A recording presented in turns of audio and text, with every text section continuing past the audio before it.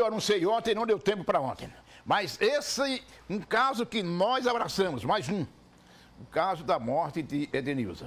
A menina de 12 anos de idade, que foi morta brutalmente, que foi morta covardemente, lá no povoado Garangal, no município de Campo do Brito. Nós estivemos lá alguns dias depois da morte, e estivemos lá outros dias no ano passado, já voltamos lá este ano e sempre cobrando a elucidação do crime. Eu conversei sobre o crime e as investigações com o delegado Jonatas Evangelista. Na tela.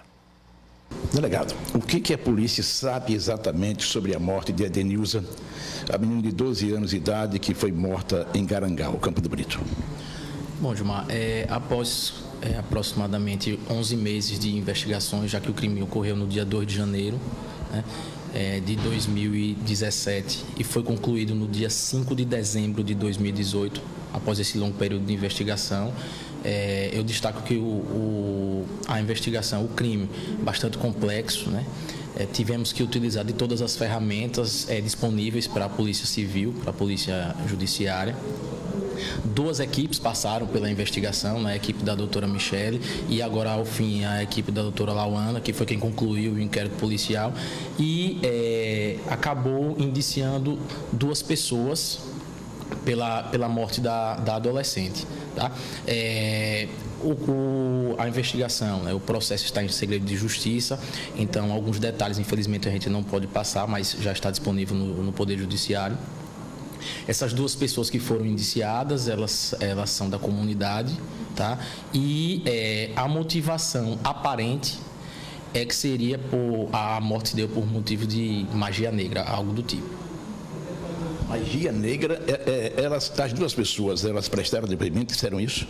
Isso, durante o período de investigação, mais de 30 pessoas foram ouvidas, parentes da vítima, pessoas suspeitas, outras testemunhas que tiveram ou tinham alguma informação que contribuiu com a investigação. Tá? Todas essas pessoas são ouvidas, inclusive, como eu disse, inclusive os suspeitos. As informações que foram passadas para a polícia, elas foram comparadas e confrontadas e de tudo a delegada acabou concluindo e indiciando 2 pessoas. Essas 2 pessoas indiciadas confessaram o crime? Não, até o momento não, mas as provas que foram angariadas e juntadas no inquérito policial permitiram que a delegada Lauana ela indiciasse essas 2 pessoas pelo crime. Teria sido magia negra de que forma? Aparentemente o crime foi feito para que fosse parte do sangue da adolescente fosse retirado e utilizado em procedimentos de magia negra. 2 pessoas conhecidas da adolescente? 2 pessoas conhecidas da comunidade onde a adolescente se encontrava. Os indiciados estão presos? Não, eles não foram presos até o momento. Como dito, o procedimento no inquérito policial ele foi finalizado no início de dezembro e foi encaminhado ao Poder Judiciário. Agora a gente aguarda os passos normais do andamento de um processo judicial. Aí depende agora da posição do Ministério Público que vai se pronunciar. Exatamente. Provavelmente o próximo passo agora é a denúncia do Ministério Público e após isso o início do processo com o andamento com as audiências e a instrução do processo.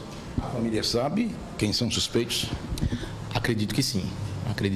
Essas pessoas, pelo que consta no inquérito, são pessoas da comunidade conhecidas e inclusive pessoas conhecidas da família.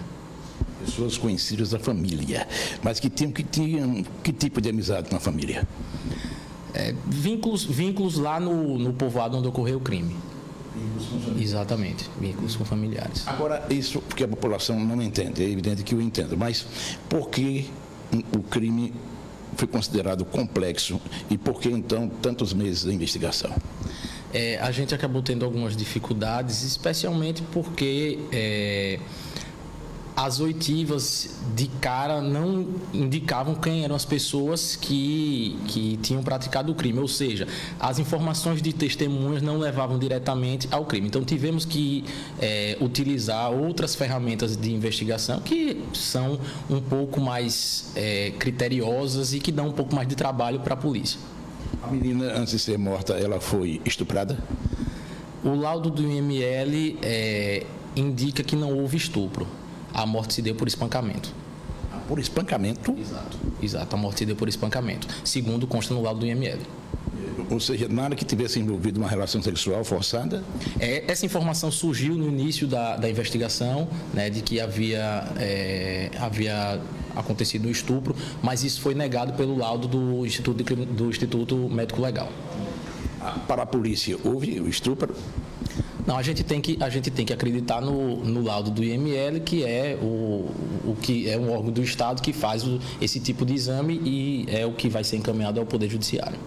A polícia informou aos familiares quem são suspeitos? Eu acredito que sim. Como o caso foi, por último, agora titularizado pela delegada Lauana, ela quem teve todo o contato com os familiares e, inclusive, com os suspeitos.